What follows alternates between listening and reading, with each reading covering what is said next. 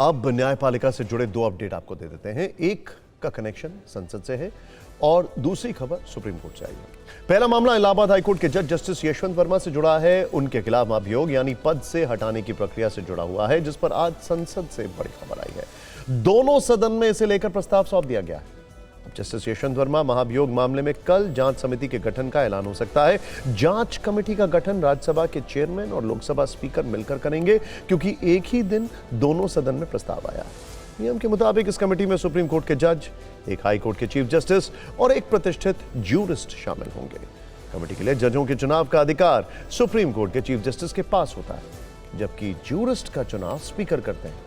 एक बार कमेटी बनने के बाद 1 से 3 महीने के अंदर रिपोर्ट पेश करनी होती है। जस्टिस वर्मा के खिलाफ अभियोग प्रस्ताव पर लोकसभा में 145 और राज्यसभा में 63 सांसदों ने हस्ताक्षर किए हैं। यदि समिति की रिपोर्ट में जस्टिस वर्मा को दोषी पाया जाता है, तब उनके खिलाफ अभियोग चलाने की प्रक्रिया लोकसभा में शुरू होगी। यहां एक टेक्निकल दिक्कत यह है कि आज जहां लोकसभा अध्यक्ष को सांसदों के हस्ताक्षर वाला प्रस्ताव सौंपा गया और उन्होंने उसे स्वीकार भी कर लिया, तो दूसरी तरफ आज ही राज्यसभा में विपक्ष के 63 सांसदों ने जस्टिस वर्मा के खिलाफ महाभियोग प्रस्ताव राज्यसभा सभापति को सौंपा, जिसकी जानकारी राज्यसभा के सभापति जगदीप धनखड़ ने चेयर से की थी। उन्होंने रिजाइन कर दिया है। यह मामला अटक भी सकता है।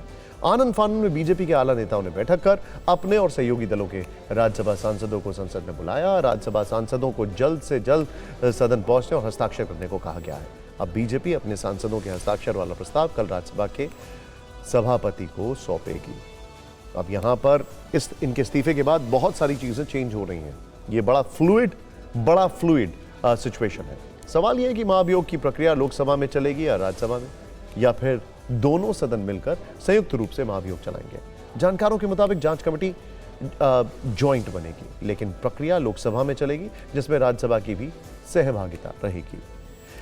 दिल्ली में जस्टिस वर्मा के सरकारी आवास पर जले हुए नोट मिले थे। यह मामला 15 मार्च 2025 का है। उनके घर पर आग लगी थी और इसी दौरान जले नोट मिले थे। इसी मामले में उनके खिलाफ अभियोग की मांग की गई।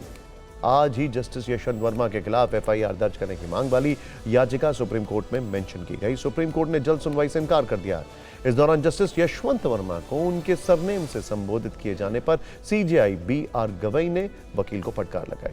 सीजेआई गवई ने वकील से तल्ख लहजे में कहा कि क्या वो आपके दोस्त हैं? थोड़ी मर्यादा रखें, वो अब भी न्यायाधीश है।